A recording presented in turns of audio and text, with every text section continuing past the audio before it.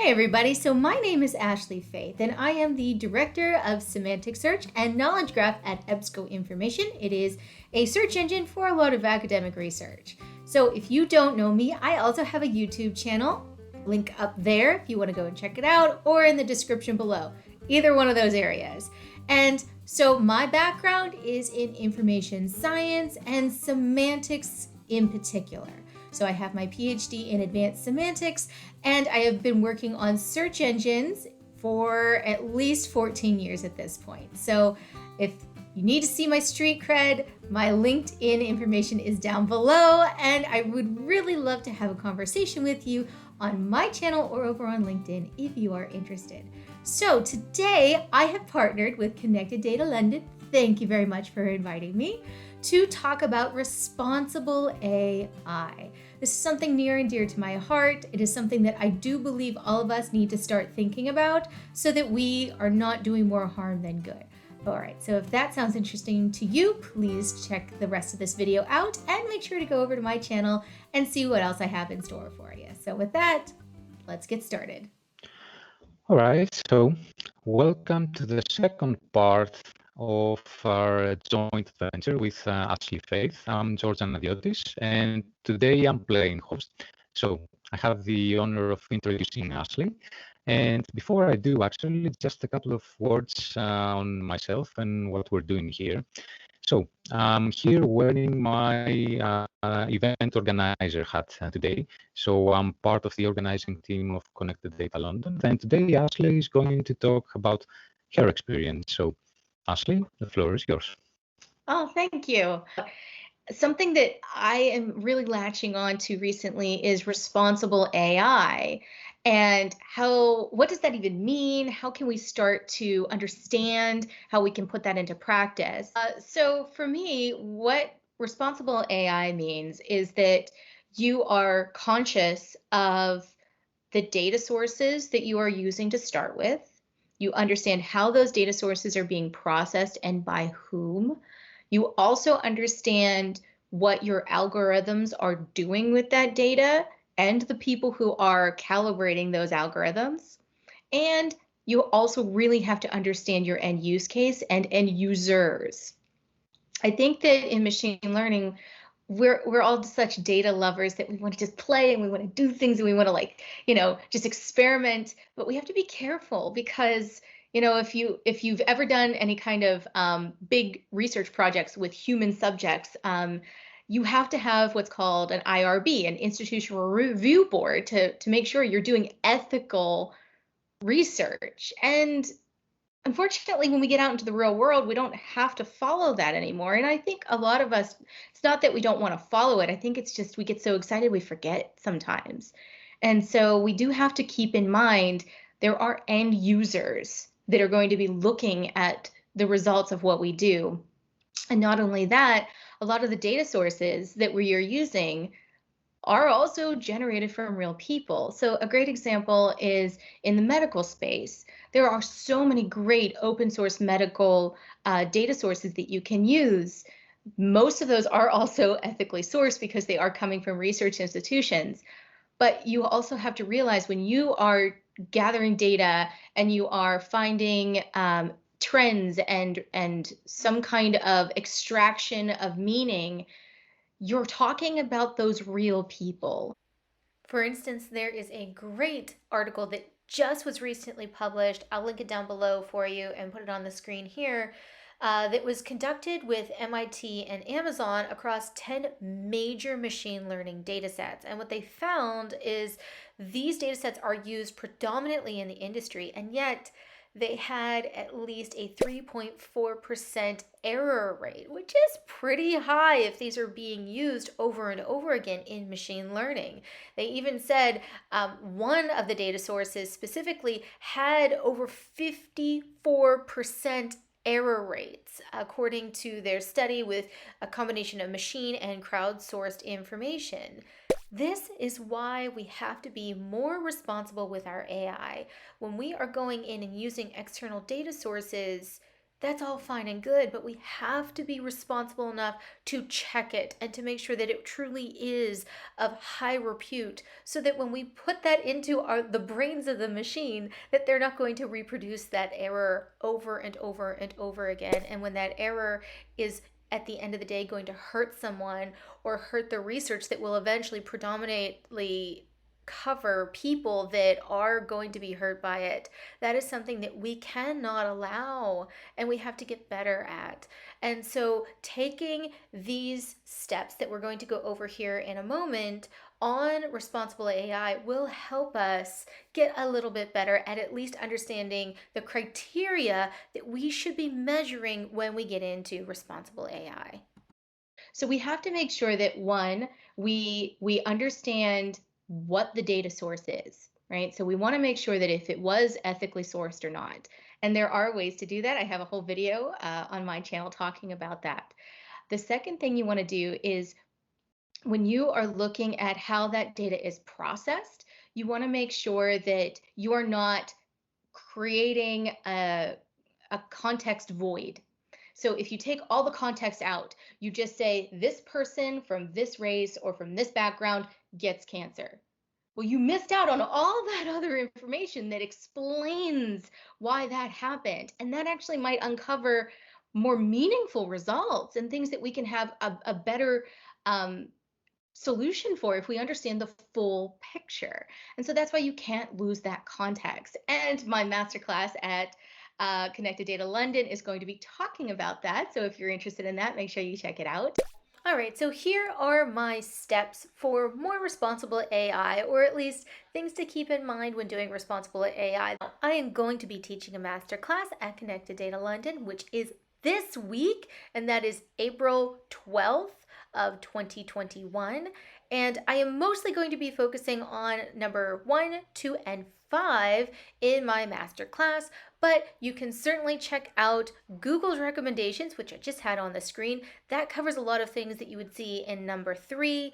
And if you are interested in number 4, I have a YouTube channel that has many other videos that are talking about those topics. But keep it simple. When you are talking to your end user, they are not going to understand all of your complicated machine learning ways. So what you have to keep in mind is explainable AI. When you are talking about what you do, keep these features in mind that you see on the screen and really highlight to an end user. Try this out with a family member or a friend and see if they understand what you're talking about, because people are scared sometimes about what happens with machine learning, how it can be used for irresponsible ways. So if we can explain it in simple, down-to-earth terms that people will understand, it does add more to that trust factor that we all really need to work towards in our machine learning. All right. I mean, playing the devil's advocate here, that all sounds great in theory, but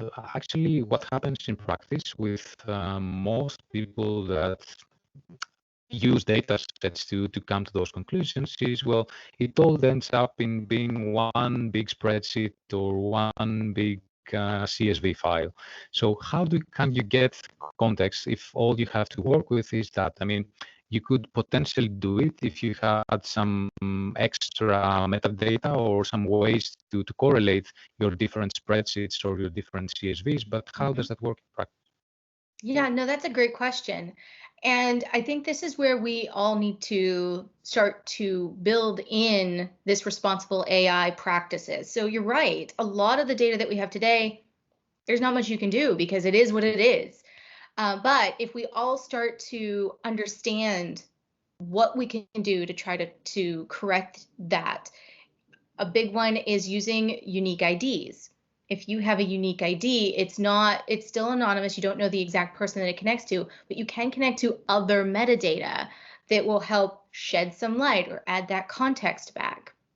Another one that is something very interesting that's going on right now is personal knowledge graphs, where you are connecting all this information together through those unique IDs so that you can get more of that metadata. You can understand the context of that person or that study or all of the people that have the same kind of characteristics. Having explainable AI, I think, is another piece of this, which is trust. So even if you don't have all of that additional context, is there a way that you can go and mine and bring back the context that might have been missing from that data source? And the way that you can do that is to say, okay, here are the common characteristics of the personal information that I have. It's all anonymous, but it tells you, weight, height, gender, that sort of thing. Can I go and mine from other data sources to get back some of that context to say, okay, well, I don't know the exact people this was based off of, but I know the characteristics. So let me go and mine for that from some of the other data sources. And I'm going to do that ethically and with responsible AI in mind. So I don't know if there is something that we can do right away that can just be like, blink your eyes, like I Dream of Jeannie and everything is fixed. That's not what I'm talking about here. I think that it's a learning process. And if we're all more aware of it, we can either start to put it into practice when we gather our own data, or you can find ways to use these methods to go and gather the context and use it so that you can continue to perpetuate responsible AI. Sounds like a data integration case, really. And I guess many people do that, even though they may not aware that they're doing that. They may not do that. And I wonder if using semantic technologies you think is a good idea. I personally think it's probably the best kept secret about semantic technologies. They really make your life easier if you want to integrate data, and I think more people should be part of that secret. Absolutely. And that's where that UID piece comes in. I mean, that's just one component of it. But if I can get at the data and model it in a way that allows for that integration, you don't have to worry about all of that. You just have to make sure that you can connect to the API where all that other data is residing. Or if you're using linked data in your own model, you need to make sure that the semantics between the different entities, right? You have that trust that those semantics are there, because then you don't have to worry about it. You have the trust factor. You understand that those were things that were generated in a way that are going to add meaning, and it's going to be reliable meaning. And then from there, you have those semantics to just build off of. That's where that the inferencing has already been done for you in many cases. A lot of that has to be done from scratch if you aren't using semantics. So I 100% agree with you. I think that a lot of people don't realize the value of that semantic modeling that is out there. But if they did understand, they would know that it's helping scale the research they're probably building off of it, because there's a lot of meaning already retained because of that semantic modeling. Which aspects of what you've talked about so far are you going to cover in your masterclass? So to make it a bit more tangible. So let's say the typical scenario in which you have people asked to do machine learning on a specific data set, and that data set comes to them in the form of a nice spreadsheet or CSV that we all love. So how does domain knowledge in the form of a data model, how does it help them deal with that? Yeah, so what we are going to be specifically focusing on is the first portion of that responsible AI pathway that I mentioned, and that is understanding what is in the data that you are gathering or that you already have. And that would be like these CSVs that you're mentioning. And in the class, we're actually going to walk through how do you first interpret the semantics if you do have a semantic set. So that could be a control vocabulary from something like Wikidata, or you could have something from BioPortal. Those often have hierarchies associated with them. How do you interpret that and use it for your machine learning? That's number one. The second one is way more likely, and that is you have no structure. You just have a list of stuff. What do you do with it? And so in this class, we're going to walk through how do you make sense of it? And if you have taxonomists in your life or you have data modelers in your life, use them. But more often, you probably don't have someone in your life like that. And oftentimes you don't have time to find anyone. You really need to quickly get through this data. So I'm going to show some shortcuts on how you can interpret that data, add meaning back to it so it can help your machine learning models not lose that context. I'm sold. Well, I'm glad. I hope everyone else enjoys the class too. All right, and with all of that said, I hope you join me at this year's Connected Data London, where I will be teaching one of the master classes focused on how do you use either taxonomies or knowledge graph modeling in your machine learning practices so that you don't lose all the context, or trying to get some of that context back so that your machine learning is as robust as it can be. All right, I really hope you enjoyed that. Make sure you like and subscribe, and make sure you come over and check out my channel as well. Thank you very much, and I'll catch you next time.